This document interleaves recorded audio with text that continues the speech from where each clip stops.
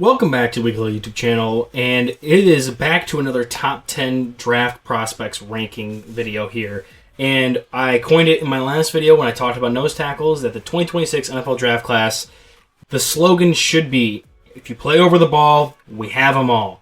We have nose tackles, and we have what we're covering today in this top 10 in centers. The center position, the second most important position on the offensive line, maybe right tackle and then center, but one of the absolute most important positions on the offense in general, being able to set protections, work as the pivot point of the offensive line, be the command center for the quarterback, so that way that he can operate on top of all the defense with the DBs and setting the coverage, whereas the protection setting and everything else goes through the center. We need the smart players, we need the athletic players, we need guys to do a ton of different things. And this draft class comes loaded with them just in the nick of time, with the center market and free agency exploding with value, with market resetting contracts for Tyler Linderbaum, big money payouts for Connor McGovern and Cade Mays, and a lot of other players that are now forcing a lot of money to go towards this position that previously didn't have a lot of investment for it. So if you're a team in need of a center, then you're in luck, because we're about to go over the top 10 centers in the 2026 NFL draft class. Coming in number 10 is a player that saw a lot of fanfare, I think, for being on a national championship team and then also being on Notre Dame as a starter for a few years at guard, which is Pat Coogan from Indiana. He's going to be around 4/5 grade for me. He's going to fit in that mold of center that is smart, has tenacity, has power, will punch you in the mouth, but is lacking as an overall athlete, doesn't have the most elite technician of it all, and doesn't have overwhelming elite traits. He's going to be a guy that comes in, is going to be a great depth player for all three spots on the interior part of your offensive line, playing guard at Notre Dame before coming over to playing center, and then eventually transferring to Indiana to start for Fernando Mendoza, working in tandem with him there for one of the smarter quarterbacks we've seen going for first overall this year out of Indiana as well. So for me, Coogan is a player that showed his experience, showed his ability to call protection, set lines, and do a lot of the things mentally that you're going to want a center to do, as well as showing positional versatility. He has some of that tenacity to get guys to move, run his feet through contact, be a people mover when need be, but he isn't a one-on-one elite power blocking type center. He isn't a one-on-one elite move blocking type center when it comes to reaching guys out of gaps. He had a couple good pulls, especially in that national championship game, to spring some good runs for Roman Hemby, but I do think he's a player that is going to work a lot better in a phone booth, working to the second level through duos or taking over blocks, allow his more athletic guards to get up front. So for me, Coogan is a guy that will be held back because of his athleticism, but his intelligence, his tenacity, his experience, and his versatility to play in multiple different schemes and in multiple different positions for those schemes, especially as a primary backup, will get him drafted in rounds 4 or 5, and will be a guy that will see action as an NFL starter, probably in more pinch situations or win a camp battle for a lower-end offensive line group. But if you're a team that has him as your primary backup, you are ecstatic, because you know that if one of your guys goes down in the middle 3 at any 3 of those spots, you have someone that is smart enough and built sturdy enough to come in and be that kind of scab for that position while you deal with injury or deal with trying to find a better replacement, a higher upside replacement there. So high floor type player, but someone that I don't really see the ceiling to push him over the top into being a higher end center prospect like we're going to have in just a few more selections on this list. So going from the kind of sturdy, unathletic Pat Coogan number 10 to the complete opposite with our number 9 overall center on this list with Sam Hecht from Kansas State. Undersized guy, going to be coming in at 6'4", 303 pounds. Definitely played a bit lighter for that during the season. He's going to excel with explosiveness, flexibility to flip his hips around and wall off defenders, reach blocks, just overall movement ability as a center. Being able to click to the second level, get over multiple gaps and attack the 3 techs, attack the wider alignment D tackles, and make teams pay for giving you more space up front. He is tenacity. He has the tenacity to drive through guys. He wants to fight dudes in the trenches. But for overall how much he can move, how elite he is, and how good he actually is at anchoring down and absorbing contact, because he is a lower pad level type player, he doesn't have the forward moving power and strength to move guys off the spot. When you're getting them full sprint in a wide zone or a pitch, and he's allowed to utilize his athleticism, and then other guys who are lesser athletes can't keep their strength up while on the move as well as he can benefit from that. But when it comes to down blocking, one-on-one blocks, move this guy out of the gap, he's not going to excel there. And it shows up as well with his punch and ability to land hits and stun guys and be able to prevent them from getting through him. While he has a good anchor in his lower half, his upper body doesn't follow suit as much. So for me, Hecht is going to be a player that fits a lot less schematic versatility or positional versatility. He's not going to be a guard for you in most schemes. He's not going to be able to play in a power blocking scheme or power blocking system like a Pat Coogan can. He's going to be exclusively for kind of more wide zone, Shanahan-style offenses. But he does have more of that upside because he is such a high-level athlete to be able to come in and be a starter-level player there eventually. So with him being for a very specific scheme and not really having a lot of positional flexibility outside of that, I do think he's going to be more round 4, round 5 type player, but he has more of the high upside. I can see him being a starter more often than I can see a Pat Coogan can be, just because he does have some higher-level athletic traits that he can bank on and fit in for certain teams, like the old Miami Dolphins or current San Francisco 49ers. At number 8 is actually one of my guys in this class, especially at the center position. And it's funny because he rarely played center in college, but he was the left tackle, I believe, for the Texas A&M Aggies, and that is Trey Zune III. I didn't actually know he played center, and then I was watching Chris McClellan tape from Missouri, the nose tackle there. If you didn't see my top 10 nose tackle list, you may not know that name, but you need to go check that out right now because he's one of my favorite players at that position in this draft class. But for me, Trey Zune against Missouri stepped in from playing left tackle. I was initially watching him as a tackle, and then I get to the Missouri game, I'm like, whoa, he's playing center. So I had to go back and then rewatch Trey Zune in all the games that he did play center for. And it's a position that when I initially watched him, I felt he was a bit stiff, especially out in space and pass protection, getting in deep vertical sets, trying to deal with speed on the outside where you have a lot more room. A lot of that was where I thought he struggled and made him more of a later day 3 player. But as soon as he moved to the inside, yes, you saw still not the greatest athlete when it comes to movement ability and or power to move guys when the defenders got bigger. But he is a lot more well-rounded and will be an NFL caliber high-end backup at this position for a lot of different teams. He offers a lot of positional versatility because he has experience playing at tackle. He does have the body type to play at a guard spot, and he has shown the ability to snap and was the primary backup at center for Texas A&M. So he can play all 5 spots of your offensive line in a pinch if you need him to. I think his most natural position is at center because he is clearly a very smart player, playing on that A&M line for as long as he did, with as many starts as he has under his belt, with a lot of talent there. And being able to then utilize that when going inside and not losing a step there and knowing his assignments and knowing his role to make that transition mid-game like he did for Missouri, and he did multiple times for multiple different games for the A&M Aggies this past season. So, for me, smart player, physically limited like Pat Coogan, but has a lot more positional versatility, has a lot more schematic versatility, a better athlete than Pat Coogan is.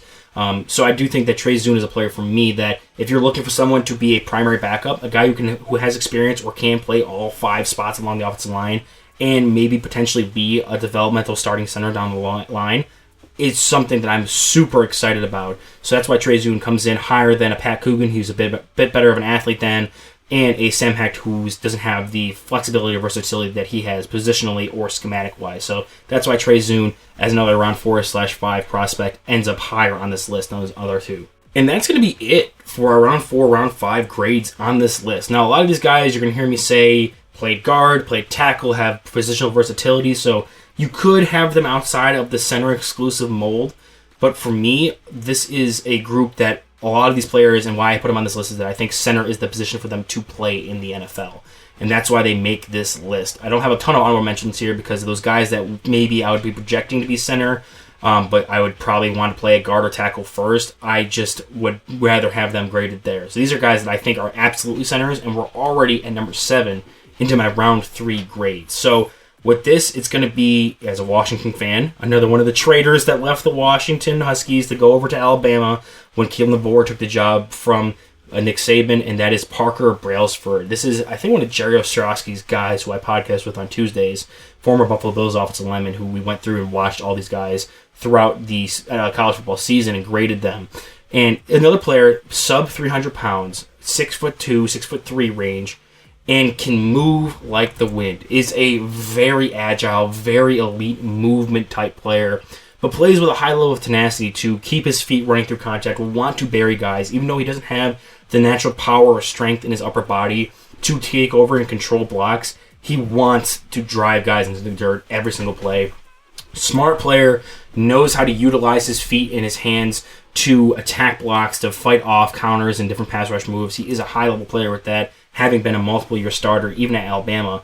So he's a guy that I think is good technically, really good mover when it comes to blocking in wide zones and getting to the second level. But where he's going to struggle is with that power profile, where he's not going to be able to play in a down block heavy power gap scheme, not just as a run blocker, but also he's a bit light in the lowers, and I do think that he doesn't handle power rushes as well as you'd expect, especially for a guy who has as much technique as he does to combat more speed rushing type guys.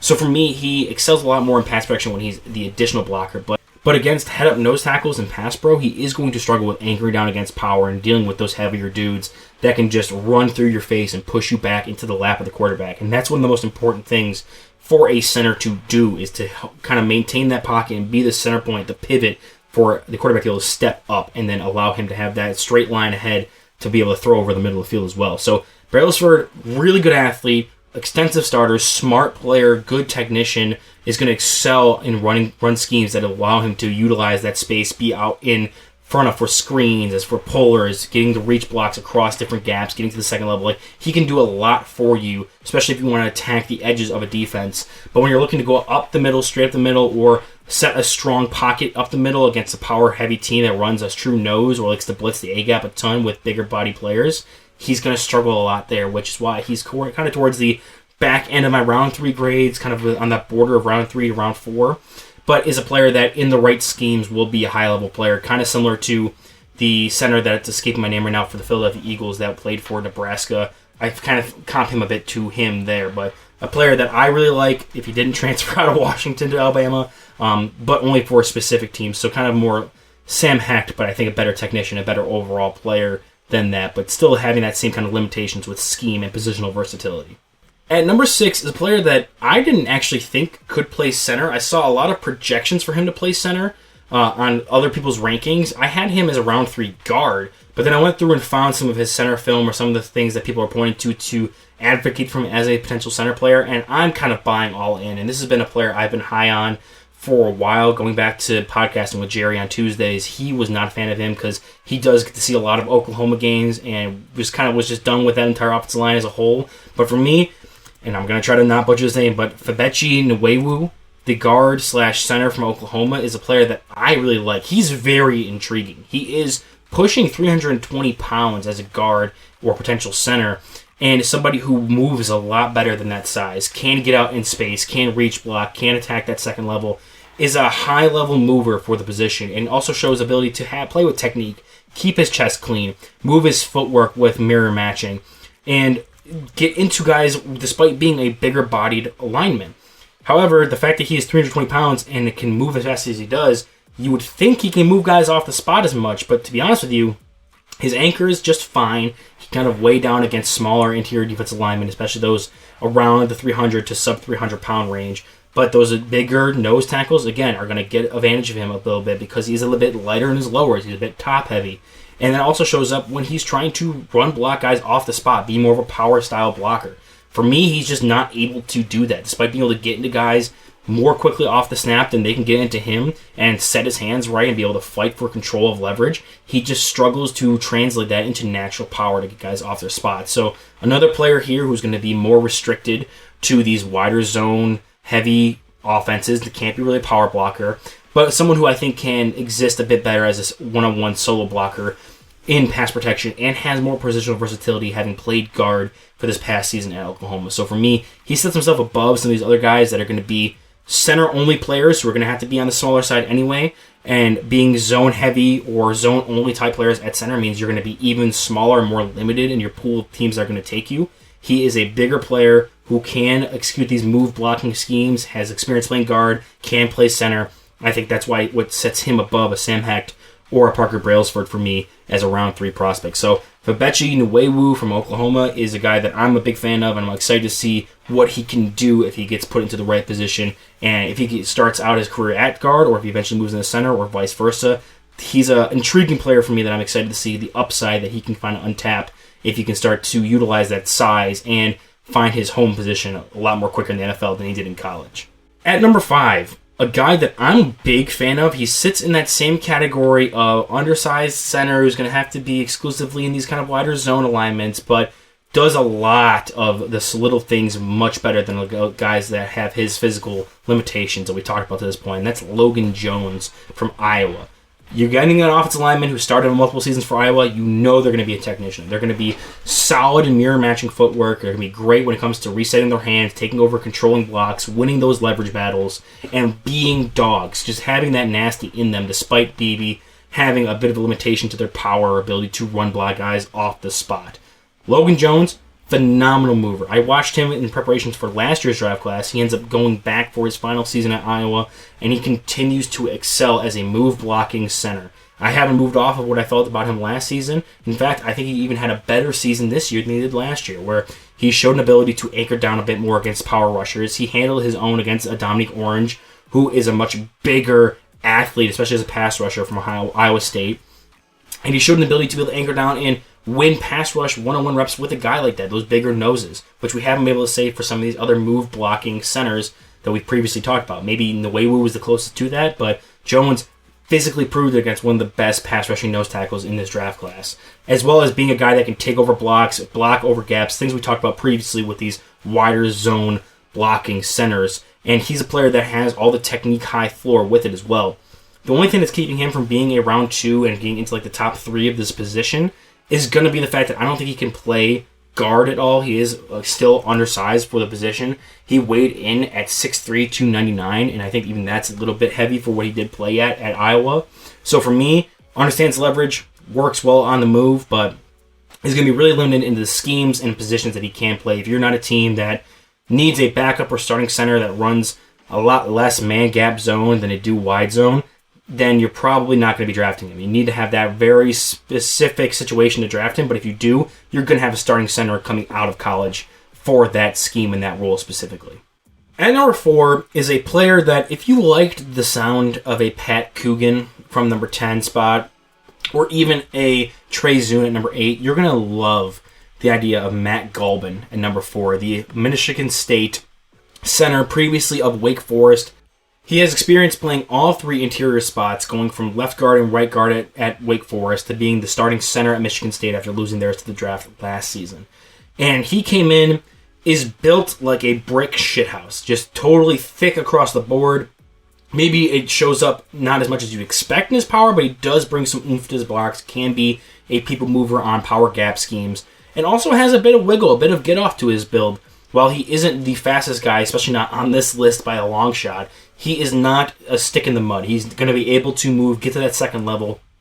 His ability to angle and read and attack linebackers at the second level without being the greatest athlete but still getting into their hip pocket and blocking them is some of the best of this draft class. So while not being a great athlete, he's smart enough and experienced enough to know how to attack to still win at those levels despite not being able to match those guys in the open field. So for me, a guy who is a strong technician, a strong body build, can work in multiple different schemes, maybe not at a high level. I don't think his upside, his ceiling is as high as it is, but if you have a need at center or at guard and you want a guy who can come in and push for a starting spot immediately out of the class, you're looking at a Matt Galbin, who's our first or our second round grades here. So for me, he's a guy coming in, if he can play in any position on interior 3 and any scheme in the NFL, and you'll be ecstatic to have him. So for me, that's a player that is going to set himself above what we've talked about previously. A lot of more low upside and or low positional flexibility, positional versatility, whereas now we have high floor, maybe not the highest ceiling, but also a lot of positional and schematic versatility in Matt Galbin. If you want just a dude, a fan favorite who's going to work his ass off, the kind of lunch pail type player that has a well-rounded game that you're going to never see as a Pro Bowler, but will come in and be a solid starter for you no matter what you run or what position you need, that is Matt Galbin. He's one of my favorite players in this draft class to talk about. I was really early in on him earlier this season, and I've kind of stuck with my guns there, and he's my center number 4 in this draft class.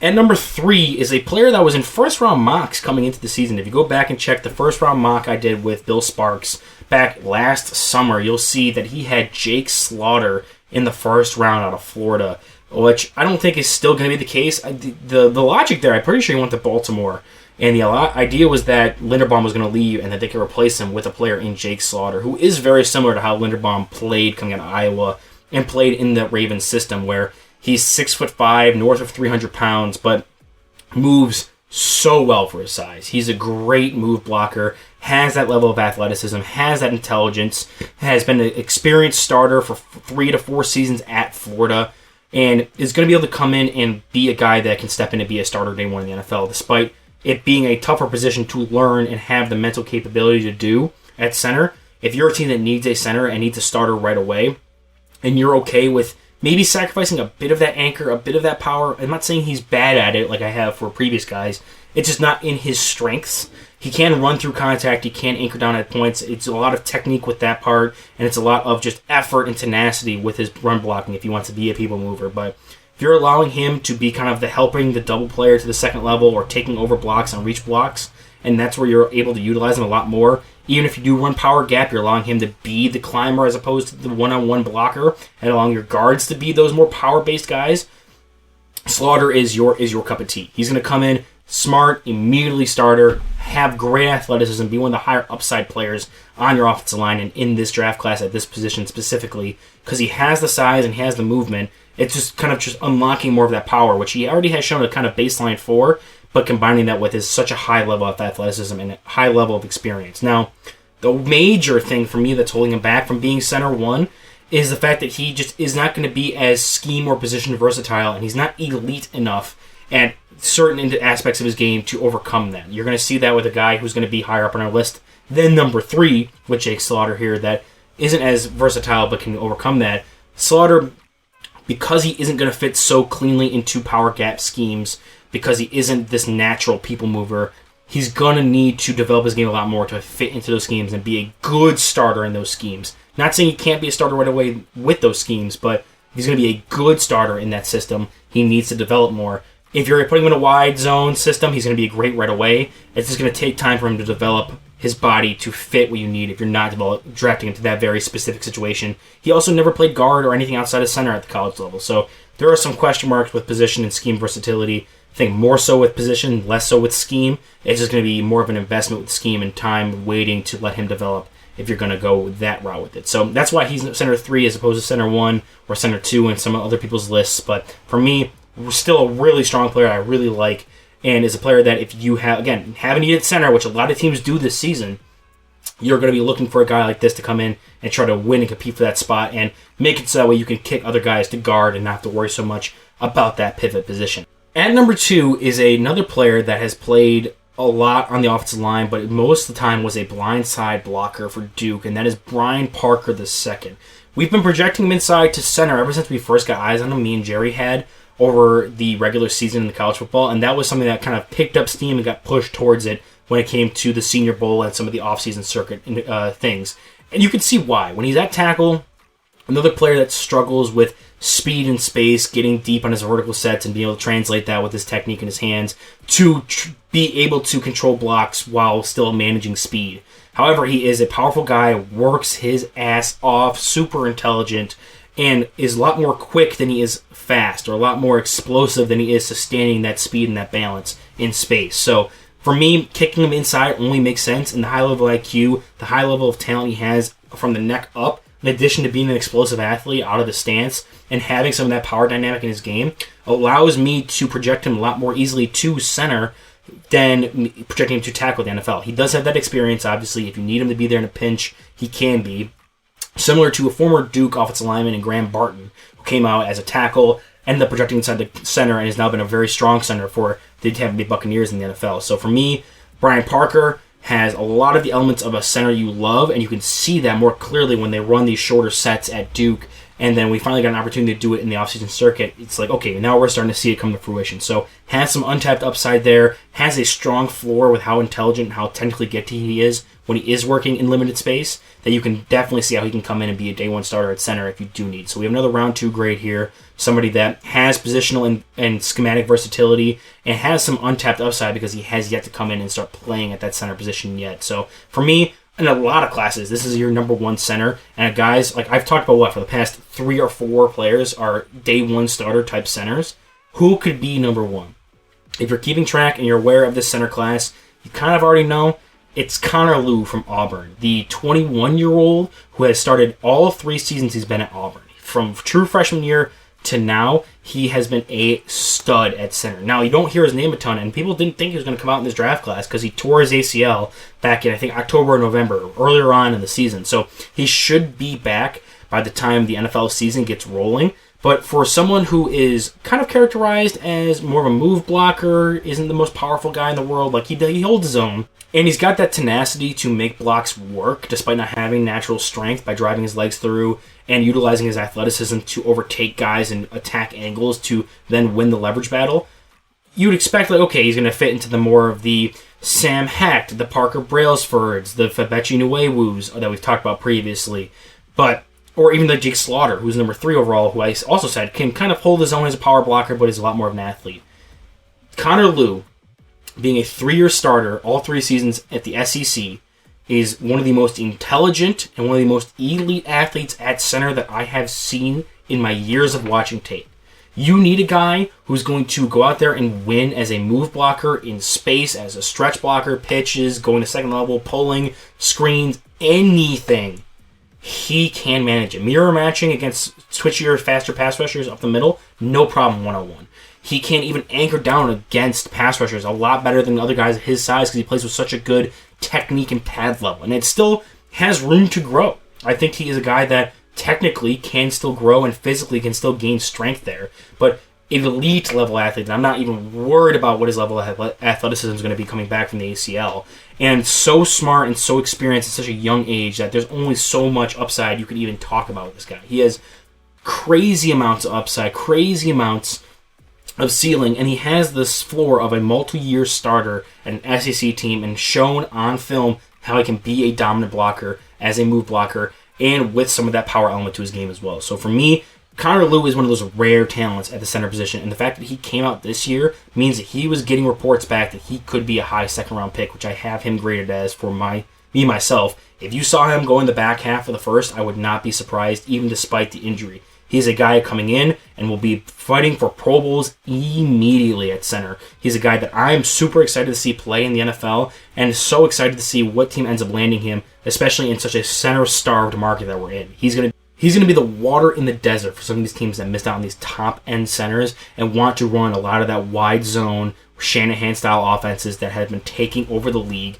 And he can still operate in those power gap schemes, which you're going to run a lot more of those mixed in, but if you can get him into a Shanahan offense, he may be one of the top 5 centers in this league very early on in his career. So he's a guy that's going to be a knock-out-of-the-park type player. Hopefully recovers well from his injury, and he can still add on some more strength. And as he physically matures and gets older and develops, he can add more power to his game because he is a player that I'm super excited to see where he can end up at the high end of his skills. So for me, that is the top-end player for a top-end class that we previously have not seen and coming straight in the nick of time for what the league needs. You have guys, I'll just go through who I think could be a starter day one with Connor Lew at 1, Brian Parker, Jake Slaughter, Matt Galvin. Parker and Galvin could be starters at guard even. Logan Jones can be a starter day 1 for any team at center. And then you have a Fabechi Nwewu who could be a starter at guard right away as he develops more into a center. And even Parker Brailsford, depending on the scheme you run, kind of similar to that of Logan Jones, but maybe a little bit more underdeveloped.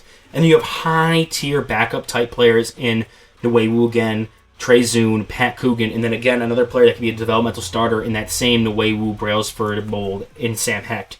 So 10 guys, I think all 10 of these dudes will eventually get starting reps, with Coogan being the least likely, but he's going to be a guy that if he's on your team, you know you're in safe hands with a backup offensive lineman at the level of depth. You get a Pat Coogan, you're like, okay, we have good offensive line depth, especially on the interior 3. So for me, if you play over the ball, we have them all in the 2026 NFL Draft. We've now covered nose tackles, and I think a position group that's even better than that nose tackle group in centers. So moving forward, we're going to hit a couple more of the more popular positions after this, but I was just so passionate about this position, the fact that this is a position of need for the league right now, and the fact that we're getting such a strong crop of them after years and years of there not being much to pick from at the higher end, especially for these two position groups. So that is my top 10 centers list.